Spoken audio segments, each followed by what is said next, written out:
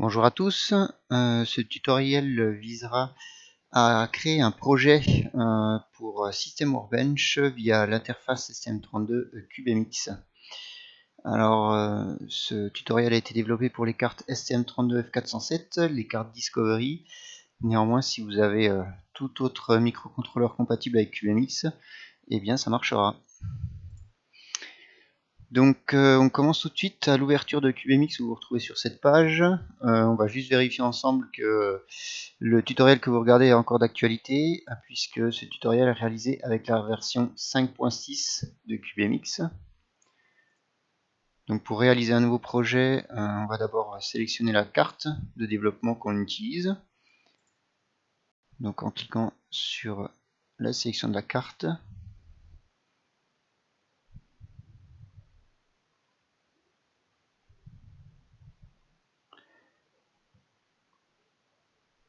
vous devriez avoir une fenêtre qui apparaît avec un ensemble de cartes qui vous est proposé. Donc celle que nous utilisons nous en cours et en TP est la STM32F4 Discovery. Donc celle-ci. Donc je démarre le projet ici. La réponse à cette question est plus ou moins négligeable puisque nous allons effacer toute la configuration par défaut. On va laisser quand même la configuration par défaut ici. Et on peut remarquer que le logiciel m'a préprogrammé les entrées-sorties pour pouvoir être utilisé sur toute la carte Discovery, donc avec plusieurs fonctionnalités que nous n'avons pas d'intérêt à utiliser ici. Donc la première chose qu'on va faire, c'est remettre toutes les pins dans leur état initial en allant sur Pinout, Clear Pinout, et je me retrouve avec un projet entièrement vide. Donc le minimum pour réaliser les TP de IF70 et IF71, donc je vais aller activer ici dans System Core System la fonction de débugage par liaison série. Donc je vois que ces deux pins sont activés. Ensuite, je vais activer l'horloge externe puisque la carte Discovery que nous utilisons a un quartz de 8 MHz externe. Je vais donc activer les deux broches externes. Donc le quartz étant connecté sur High Speed Clock, HSE, je mets Crystal Ceramic Resonator. Donc je vois que ces deux broches viennent d'être affectées. Et c'est tout ce dont j'ai besoin pour avoir le minimum syndical et démarrer chaque TP de IF70, IF71. Ensuite, suivant le TP que vous réalisez, vous pouvez être amené à avoir d'autres périphériques à initialiser depuis CubeMX. Une fois que vous avez fait ceci, on va vérifier la configuration de l'horloge. Donc vérifiez bien que ici, vous êtes bien connecté sur HSE. La CubeMX a reconnu ma carte et a préconfiguré le quartz à 8 MHz. J'utilise le circuit PLL pour pouvoir booster la fréquence et la fréquence que nous utilisons en IF70, IF71 est de 160 MHz. Donc si vous n'avez pas ce chiffre ici, vous le retapez et le logiciel va automatiquement calculer les bons critères de la PLL pour pouvoir atteindre cette fréquence. Notez également les différentes fréquences des bus, notamment APB1, APB2, et les fréquences de APB1 et APB2 pour les timers, puisqu'ils vous seront utiles pour certains TP de IF70 et IF71. Une fois qu'on a passé cette étape, on va aller sur Project Manager et on va créer le projet pour qu'il soit importé dans System Workbench. Donc ici, il suffit de taper un nom, par exemple test projet. Dans la location, deux choix. Premier choix, si vous travaillez depuis la maison et vous avez installé System Workbench et STM-CubeMX chez vous, les deux sont normalement liés et System Workbench va automatiquement reconnaître le projet généré par CubeMX si vous l'importez dans votre workspace, donc dans votre espace de travail. Si vous êtes à l'UTBM, le service informatique bloque la liaison entre les logiciels. Il faudra donc le générer sur le bureau. Je vais vous faire l'exemple ici où je le génère directement sur mon workspace. Si vous le générez depuis le bureau, il faudra ensuite l'importer manuellement via System Workbench. Donc moi ici j'utilise mon workspace qui s'appelle STM32F407. Attention, ceci est bien mon dossier de workspace et non mon dossier de projet. Il y aura donc un dossier test projet qui sera créé à l'intérieur de mon dossier workspace. La structure qu'on va générer en IF70 et IF71 sera toujours basique et la chaîne de compilation que nous utilisons System Workbench, donc SW for STM32. System Workbench for STM32. Si certains d'entre vous viennent à utiliser STM32 Cube IDE, eh bien, il suffit de sélectionner la chaîne STM32 Cube IDE. Petite remarque, une fois que vous aurez généré le projet, vous ne pourrez plus revenir en arrière sur la chaîne de compilation. Il faudra recommencer entièrement cette étape-là. On vérifie que la référence du microcontrôleur en question est la bonne.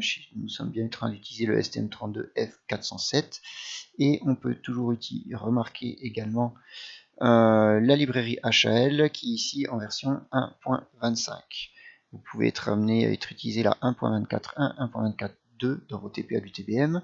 Ce tutoriel marche également pour ces versions-là. Une fois que vous avez fini, vous pouvez générer le projet en cliquant Generate Code en haut à droite ici.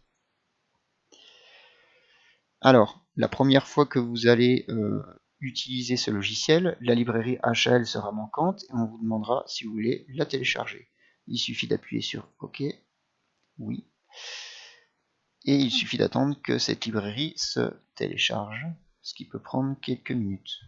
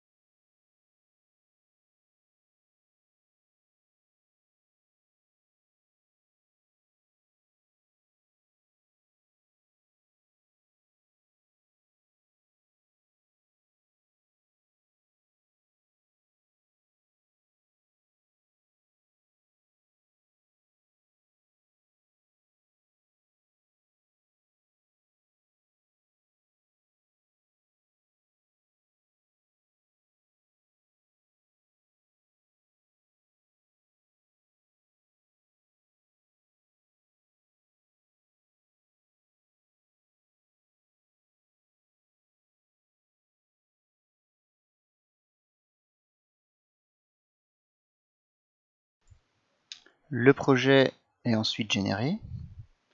Et lorsque celui-ci est généré, une fenêtre apparaît et on vous propose d'ouvrir le projet ou d'ouvrir le dossier, donc votre workspace, où vous verrez le projet intérieur. Donc moi j'ai déjà System Workbench d'allumé, donc j'appuie sur ouvrir le projet.